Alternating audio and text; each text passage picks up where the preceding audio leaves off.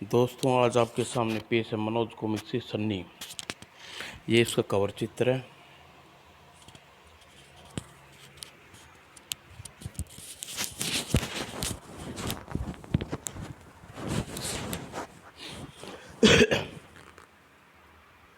चलो दोस्तों, शुरू करते हैं। मूसलाधार बारिश हो रही थी। इस सुनसान सरसरी गली में प्रवेश किया इस सन्नी स्त्री के साय ने।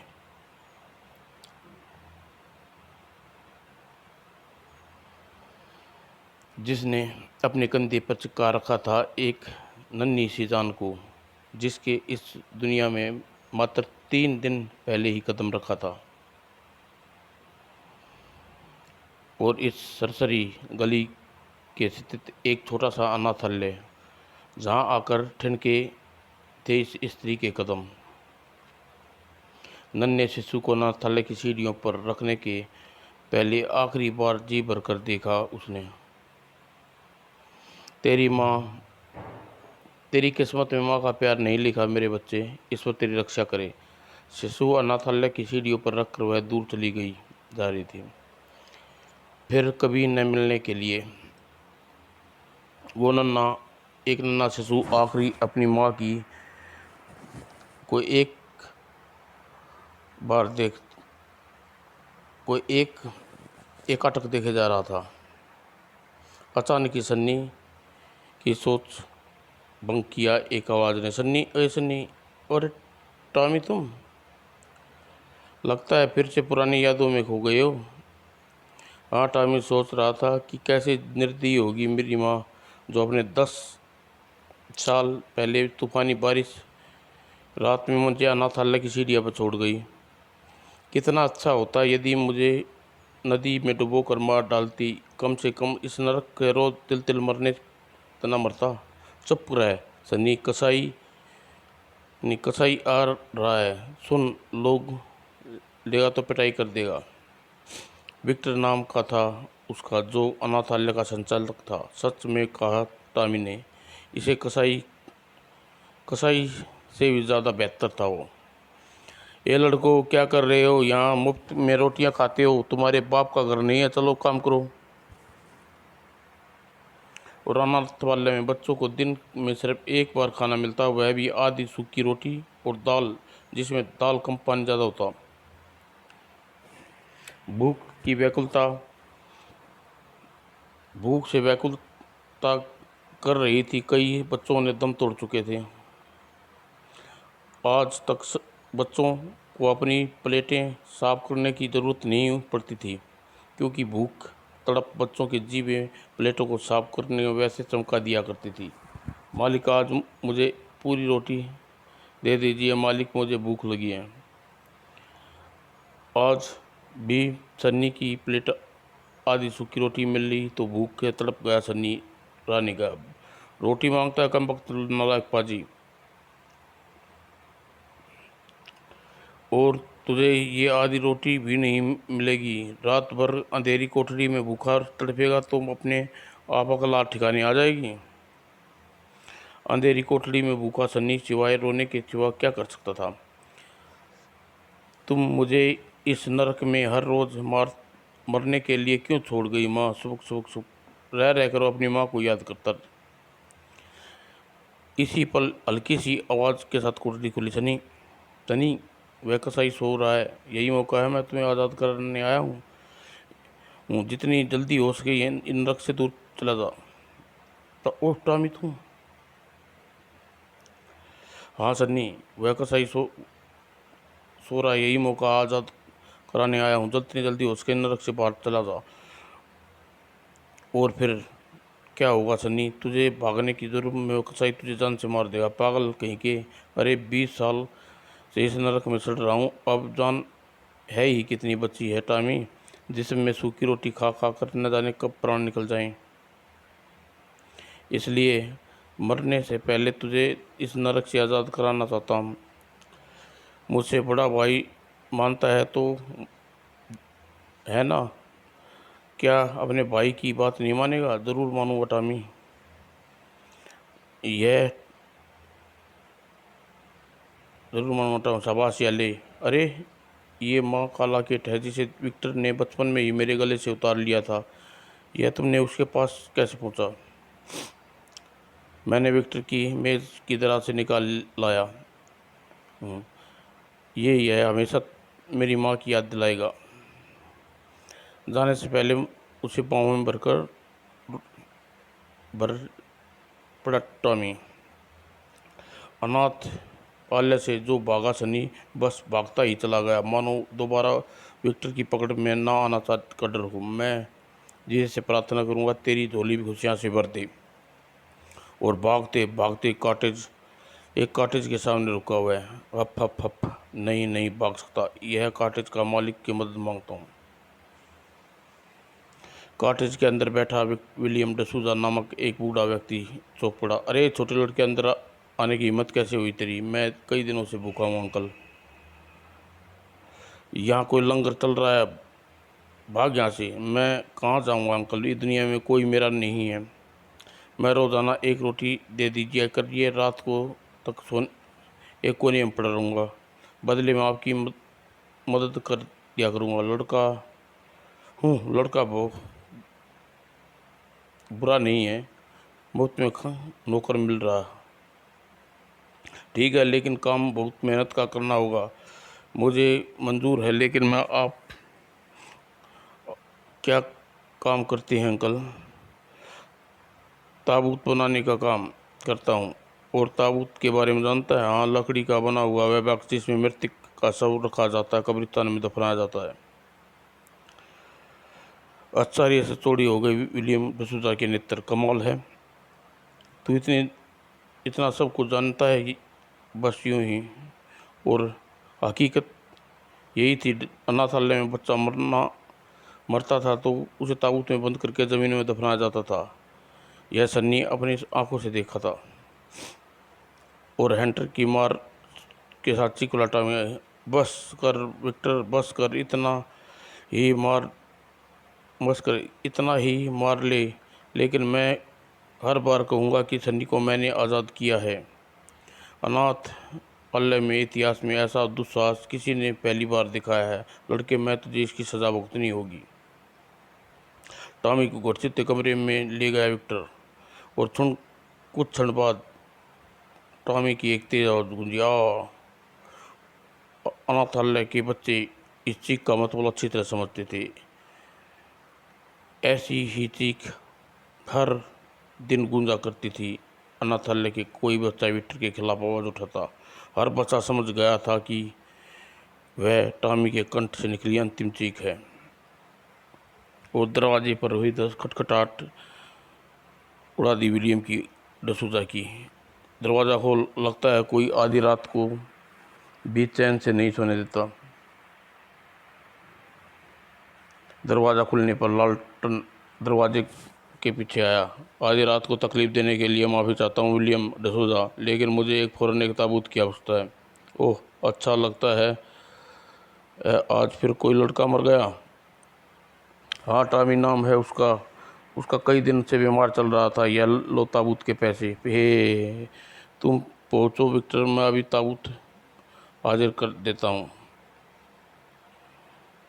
काश विक्टर को मालूम होता कि दरवाजे की ओट में छिपी सन्नी की यह आवाज़ सब सुन रहा है।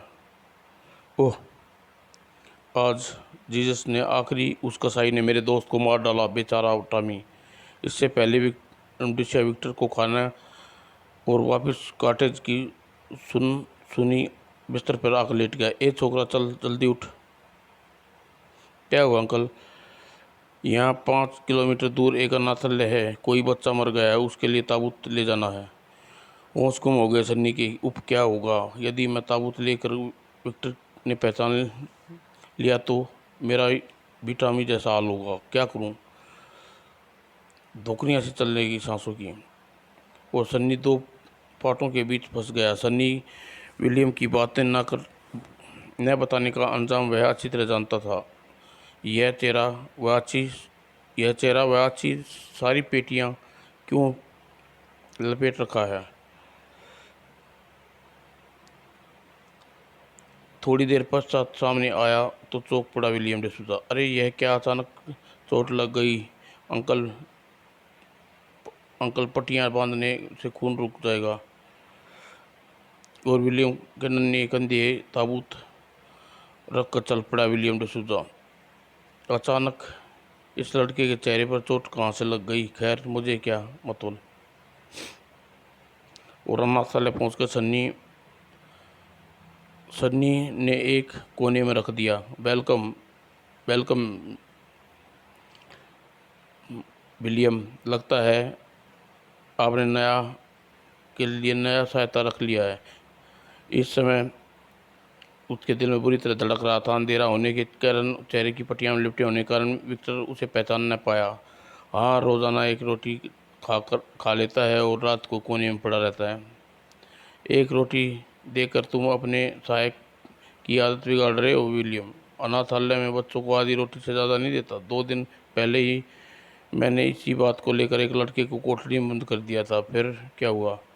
वह न जाने अपने दोस्त की मदद से वह भाग खड़ा हुआ छूटा। काश दोनों देख पाते टॉमी लाश पे झुका घुटनों के बल सन्नी को। किस्मत भी ऐसी खेलती है टॉमी, जिसने मुझे नर्क से आज़ाद कराया, आज उसके लिए ताबूत लेकर आया हूँ। वापस कॉटेज में पहुंचकर अभी चैन की लंबी सांस भी नहीं ले पाया था कि सन्नी विलियम का डसूजा ने पट्टी पर टूट पड़ा। तेरे चेहरे पर कुछ नहीं हुआ छोटे लड़के, तूने मुझसे झूठ बोला। दरअसल विक्टर के अनाथालय से भागा हुआ लड़का है। विक्टर से बचने के लिए चेहरे की पट्टियां लपेटी कर गया था ताकि विलियम बचा ना सके। अब मैं 500 रुपये में विक्टर के हवाले कर दूंगा। तू रात को भाग न सके, इसलिए तुझे दरवाजे पे ताला लगा कर आज रात चैन से नींद ले पिल्ले। और दरवाजे पे ताला जड़ ताबूत में लेट गया विलियम। सचमुच अजीब सनकी था विलियम। कभी फर्श पर नहीं बल्कि अपने बनाए ताबूत में लेट कर करता था।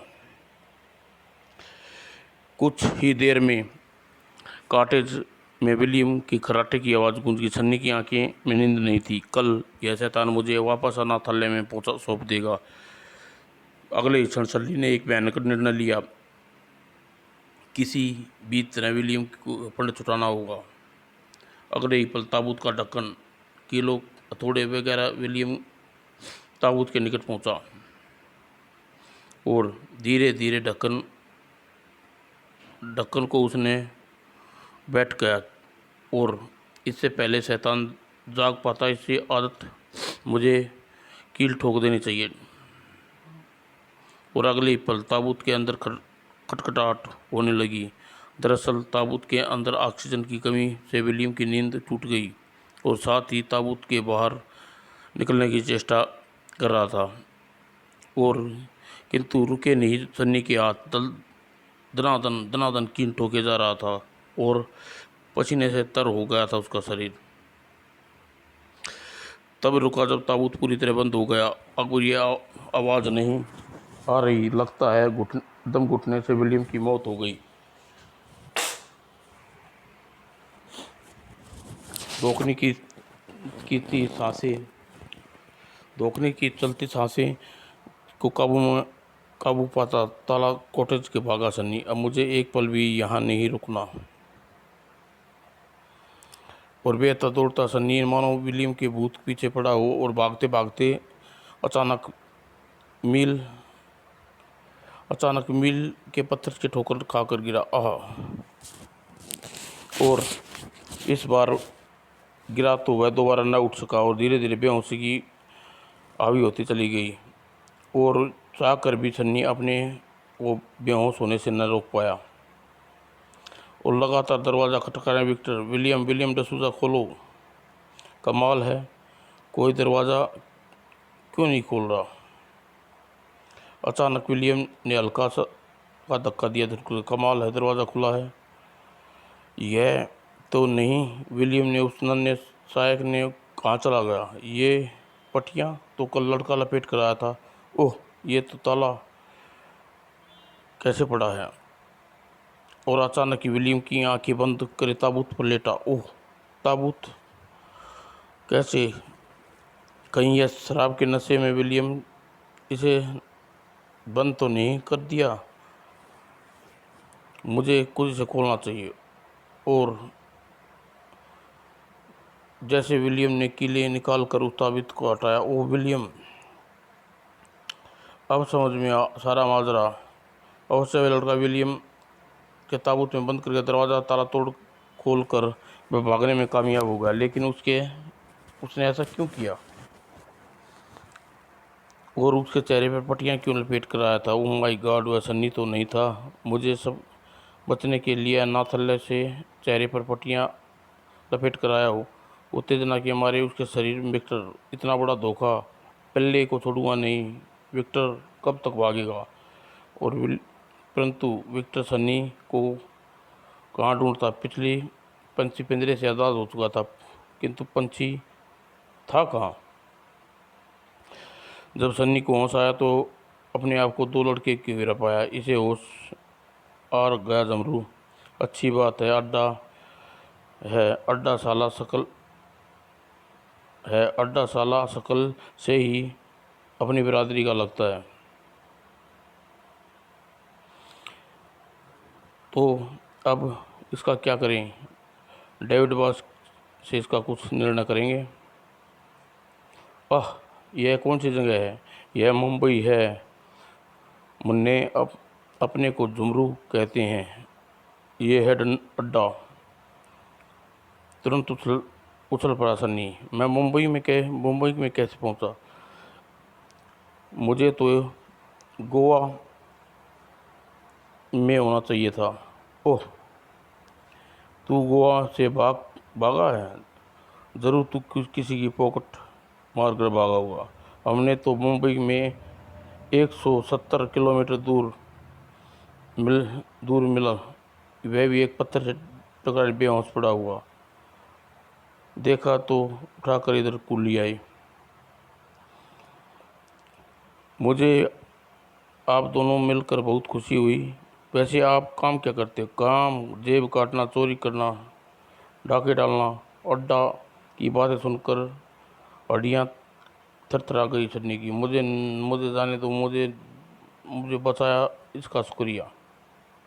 अचानक जमरू की हाथ लहराई और गला चाकू। जाता है काम ने, अब तो कहीं नहीं जाएगा तू, इधर ही रहेगा। नहीं, यहाँ बैठकर चुपचाप खाना खा मुन्ने। यदि तू यहाँ से भागने की कोशिश करी तो अक्खा मुंबई अपनी हड्डियाँ को ढूंढता फिरेगा। अब सन्नी के पास सिवाय इस की बात मानने के लिए कोई चारा न था। वह शैतान के चुंगल से निकलकर दूसरे शैतान के चुंगल में फंस गया था। न जाने डेविड बास गोवा कब लौटेंगे। गोवा का नाम सुनकर चौंका सन्नी। गोवा क्या सुनने में? गोवा क्या लेने तुमने डेविड बॉस? यह तो मालूम नहीं, लेकिन मुन्ना तुरंत ही गोवा में कोई इवन नाम का गांव है, वहीं गए थे। न जाने क्यों इवन गांव का नाम सुनकर सन्नी के दिल में धड़क उठा। इवन गांव शोर में होता है विलियम डिसूजा का कॉटेज, जिसे वह ताबूत में बंद करके भागा था। क्या विलियम डिसूजा मर गया होगा? क्या उसके प्राण शेष बचे होंगे? जितना पुरानी बातें दूर भागते हुए प्रयास कर रहा था सन्नी, उतनी ही पुरानी बातें पलटकर उसके परेशान करने लगी थी। सामने खड़े शख्स को सिर उठाकर देखा विक्टर ने। कहिए श्रीमान, आपकी क्या सेवा कर सकता हूँ? मेरा नाम डेविड है। यहाँ से दूर इवन गांव में पास ताबूत बनाने वाले रहता था। उसके बारे में बता सकता है? लगता है विलियम डिसूजा की बात कर रहा है। आइए आपको उससे मिलवाता हूँ। कुछ देर पश्चात कब्रिस्तान में, यही है विलियम डिसूजा की कब्र। ओह जीसस, क्या हुआ? अच्छा, कल ही हुआ है। दुखद घटना है। एक लड़का विलियम का ताबूत में बंद करके भाग गया। कितने साल का था वह? तकरीबन 10 साल की उम्र रही होगी उसकी। मैं उसी लड़के को ढूंढ रहा हूँ डेविड साहब। अब यह लड़का तुम्हारा नहीं, मेरा शिकार है। माफ़ कीजिए डेविड महोदय, आप कौन हैं और विलियम से क्या रिश्ता? मैं उस डेविड विलियम का सगा भाई था। 3 दिन हो चुके हैं सन्नी को इस सीरन बड़े बदबूदार कोठरी में रहते हुए। वह भागना चाहता था, परंतु अड्डा झुमरू और के डर से कदम रोक लिए। अचानक ही किसी की आठ पकड़ चौंका। शायद कोई ऊपर आ रहा है। आने सिर वाला डेविड था। डेविड सन्नी को देख कर ठनका। अरे लड़के, कौन है तू? यहाँ कैसे? क्या नाम तेरा? जी मेरा नाम सन्नी है। मुझे अड्डा और जमरू ने लेकर आए हैं। अड्डा और जमरू कहाँ मर गए दोनों? हम यही हैं डेविड बॉस। आपकी ये शराब और मुर्गी का इंतजाम करने गए थे, क्योंकि हमें मालूम था आज गोवा से आ ले लौट कर आ रहे हो। पहले ये बता शैतान को, यहाँ इस पिल्ली को यहाँ पकड़ कर लाया। मुझे यह बम्बई से 170 किलोमीटर दूर बेहोशी की हालत में मिला। ओह, मैं इसे अपने काम का समझा उठा लाया। यह पिल्ला हमारे काम का नहीं है, इसे उठाकर बाहर फेंक दे। नहीं डेविड बॉस, जिस घर में डकैती की योजना बना रहे हैं उसमें का लड़का सबसे ज़्यादा उपयोगी सिद्ध होगा। डेविड की बात जमी। योजना के अनुसार डकैती परसों रात को होनी है। तब तक इस पिल्ले को सब समझा दे। जी बॉस। लेकिन डेविड बॉस, आप अचानक गोवा क्यों चले गए थे? अपने भाई से मिलने गया था, लेकिन मेरे वहाँ पहुँचने से 1 दिन पहले ही किसी लड़के ने उसकी हत्या कर दी। हत्या किसने की? वह 10 वर्षीय लड़का। उसको भाई को ताबूत में बंद करके मार डाला। इस पिल्ले को बराबर ही होगा वह लड़का। इस पिल्ले को भी इतनी ही तंग हथौड़ी पकड़ने पर जानता होगा। वह लड़का तुरंत ही मेरे भाई की हत्या की है। मेरे लिए वह चुनौती बन गया है। अब मैं उसे अस्पताल से भी कहीं से भी खोज निकालूंगा और ऐसी मौत मारूंगा कि 7 पुश्तें भी रूह कांप जाएंगी। वह लड़का मुझे बस मिल जाए। सन्नी की सांसें गले में अटकी। वह डेविड की बात सुनकर, ओह गॉड, अब क्या?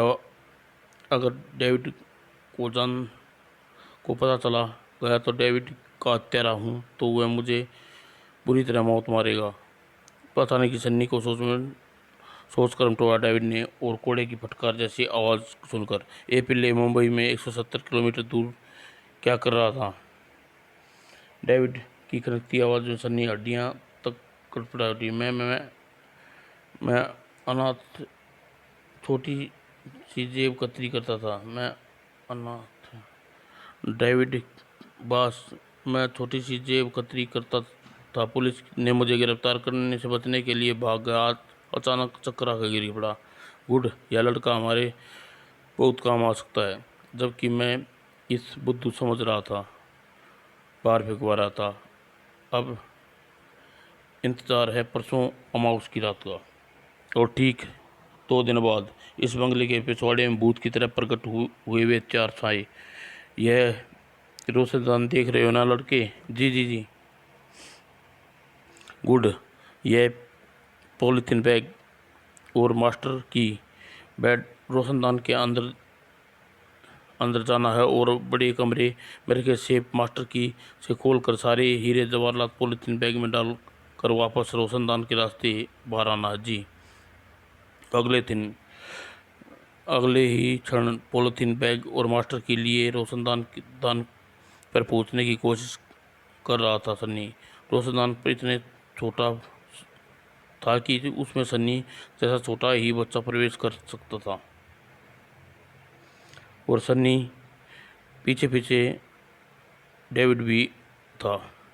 अगर यह पिल्ला अंदर को प्रवेश करने में नाकाम रहा तो इसे बेशक गोली मार दूंगा। और धड़कते दिल से सन्नी रोशनदान में भीतर कूद गया। और सन्नी यह गड़बड़ हो गई जिसकी सन्नी भी कल्पना नहीं की थी। अंदर रोशनदान में थोड़ा नीचे सीढ़ियाँ जा रही थी, जिसे सन्नी अपना नियंत्रण खो लुढ़ता जा रहा था।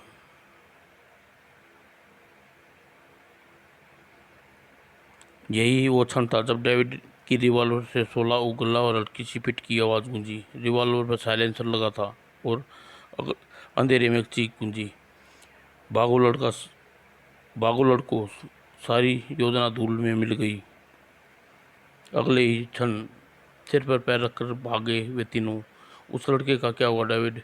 उसे गोली लगी है, वह ज़्यादा देर जीवित नहीं बचेगा।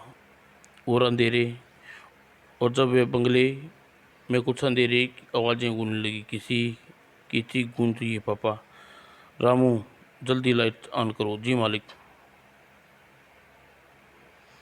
और एक पल के लिए सांस थमती महसूस हुई सन्नी की पीड़ा, जबड़े से भरे हुए कच्चे हुए मासूम।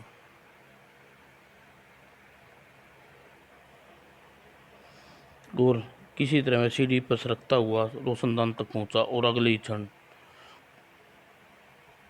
और पलक झपकती, पकड़ो पकड़ो चोर चोर चोर। और पकड़ पाने से बहस से लगातार सन्नी दौड़े जा रहा था और किंतु अब दौड़ पाना उस सन्नी के लिए मुश्किल था। और एक बार गिरा तो उठ न पाया। वह बेहोशी की दुनिया हावी होती चली गई और घनघोर मूसलाधार बारिश अब भी जारी थी। उधर सुबह जब सन्नी की आँख खुली तो दाई टांग में मन की भारी हो चुकी थी। उफ, मेरे पैर में गोली लगी है, अब क्या, किसकी मदद करूं? कौन मेरी सहायता करेगा? किसी तरह अपनी टांग को घसीटता हुआ बंगले के सामने पहुंचा। वह यहीं पर मदद मांगता हूँ। और बंटी ने ज़रा दरवाज़ा खोलना।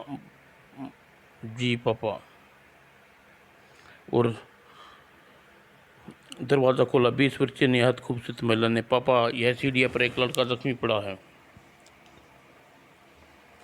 दीदी मेरी मदद करो, मेरी टांग में बहुत खून निकल गया, मेरी टांग में गोली लगी है। गोली? रामू, इस बच्चे को उठाकर अंदर ले चलो। जी मालिक। क्या? बहुत दर्द हो रहा है। क्या नाम है तुम्हारा? सन्नी। बहुत प्यारा नाम है। राम डॉक्टर को बुलाने गया है और बच्चे और बम्बई में आने जाने के 1 घंटा लग जाएगा। आपका बंगला बम्बई से इतनी दूर क्यों है? पापा शांत वाले हैं, किसी पसंद नहीं, बम्बई के शोर शराबे से दूर रहते हैं हम। करीब 1 घंटे बाद डॉक्टर आया। सन्नी को पैर से गोली निकालकर उसे भयंकर पीड़ा से मुक्ति दिला गया। ब्रेव बॉय, सारा दर्द पी गया। शक्ल से ही किसी अच्छे खानदान क्या लगता है। गुड मॉर्निंग कर्नल साहब।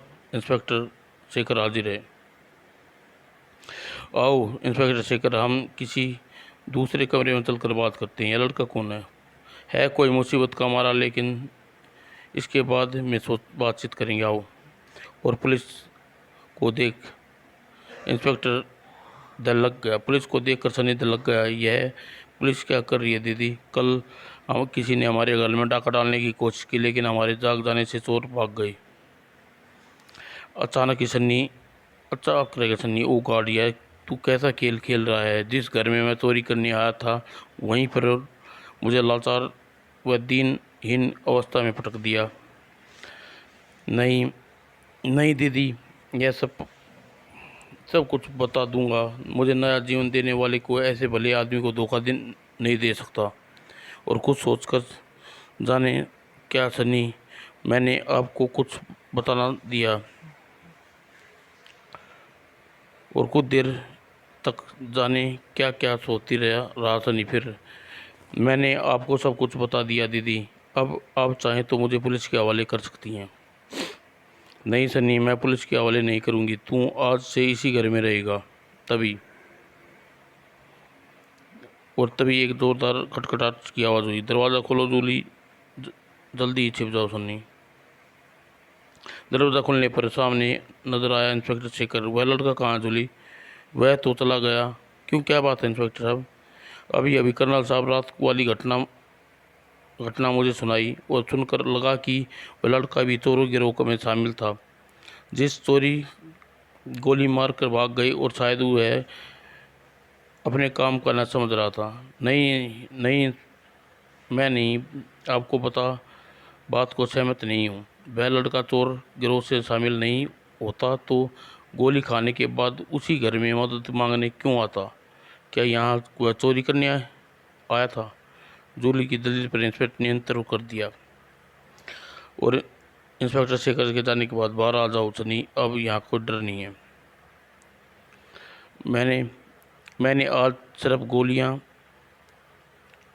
गालियाँ की कील और लातें खाई थी दीदी। आज इतना प्यार मुझे अपनी माँ की भूल जाओ, मुझे गले से लगा लो दीदी। और सन्नी की बाहों में भरकर जाने कब तक रोती रही जूली। काश मेरी माँ भी आप जैसी होती, सुबक सुबक सुबक। और जूली बेसन्नी से कोई नहीं देख पाया। दरवाजे की चौखट पकड़े कर्नल चौधरी को जिस आंखों में वह दृश्य देखकर नम और बिना नहीं रह सकती थी। और अपलक सामने खड़े व्यक्ति को निहार जा रहा था। विक्टर, कहिए क्या सेवा कर सकता हूँ? मेरा नाम आकाश है। क्या आप अनाथालय कोई 10-12 साल का वर्ष का लड़का है? कई लड़के हैं, आप किससे काम है? देखिए मिस्टर, आपको पूरे 1,000 रुपये दूंगा। 10-12 साल की उम्र के बच्चे को यहाँ ले आओ। ज़रूर ज़रूर, क्यों नहीं। और कुछ ही देर में सामने एक एक कर बच्चे देख रहा था आकाश व्यक्ति। क्या इनमें से कोई लड़का है जो आप 10 वर्ष पहले तूफानी रात में आपको एक अनाथालय की सीढ़ी मिला था? उसके गले में एक लॉकेट भी पड़ा था। सन्नी, कहीं तुम सन्नी की तो बात नहीं करी? निश्चित सन्नी ही हो सकता है। व्याग्रता सपट झलक रही थी आकाश के चेहरे पे। अब कहाँ है वह? कुछ ही दिन पहले वह यहाँ से भाग गया। क्या कहा भाग गया? मालूम नहीं, लेकिन उसे सब कुछ क्यों पूछ रहे हो? क्योंकि सन्नी मेरा बेटा है, मेरा खून है। कुर्सी पर उछलकर विक्टर ने मानो किसी भी में काट लिया। सन्नी तुम्हारा बेटा है? हाँ विक्टर, यह बात मुझे आज ही पता चली है। यह पढ़ लो विक्टर, जो आज ही मुझे यह खत मेरी सन्नी की माँ का पत्र। आकाश पगला सा विक्टर पढ़ने तक चला गया। आकाश, न जाने कि तुम किस दुश्मन के चुंगल से आज़ाद हो पाएगी या नहीं। मैंने तुम्हारे बच्चे को जन्म दिया है, लेकिन बिन ब्याही माँ के कलंक के लिए मैं दुनिया में नहीं जी सकती। इसलिए मैंने उस बच्चे को गोवा के ईवन गांव में थोड़ा दूर एक अनाथालय में जा रही हूँ। मैंने उस गले में हमारी संयुक्त फोटो वाला लॉकेट डाल दिया है। मरने से पहले दुश्मनों को तुम्हारे प्राणों की सलामती चाहती हूँ, तुम्हारी रोजी। पत्र पढ़कर आकाश की ओर देखा और विक्टर ने उसकी आंखें में आंसुओं से सैलाब था। शायद मेरी पूरी कहानी सुनना चाहोगे मिस्टर विक्टर? तो सुनो। आज से 11 वर्ष पहले की बात है, जब मैं भारतीय गुप्तचर संस्था CBI का एजेंट था और खतरे से खेलना मुझे मज़ा आता था। मौत अपनी हथेली के लिए चलता था मैं। देश के दुश्मनों को अपने अंजाम तक पहुंचाना मेरा धर्म था। न जाने इन गुणों से प्रभावित होकर रोजी मुझसे प्यार करने लगी। मत करो रोजी मुझसे इतना प्यार। मेरी ज़िंदगी में पली और कुलबुला जाने कब मिट जाए। मैं इस देश के लिए हर पल तैयार रहने वाला एक देशभक्त बाप का बेटी हूँ। इसलिए तुम जैसे देशभक्त से प्यार करती हूँ। आखिर रोजी के प्यार ने ही मुझे खामोश कर दिया। एक दिन रोजी के लिए खंडाला की तरफ जा रहा था और अचानक आकाश, ओह पाकिस्तानी जासूस! हा हा हा, ठीक पहचाना, भारतीय कुत्ते पाकिस्तानी जासूस। संस्था जिनका नुकसान तूने पहुंचाया है उतना ही पूरी भारतीय जासूस संस्थान ने मिलकर भी नहीं पहुंचा सकती। आज आया है तू पहाड़ के नीचे, मौत सिर पर खड़ी देख दुश्मन पर टूट पड़ा। शेर हमेशा शेर होता है, चूहे सन्नी के दुश्मन। दोस्तों, अगली कॉमिक्स पढ़ना, सन्नी के दुश्मन। बहुत ही बढ़िया कॉमिक्स है ये।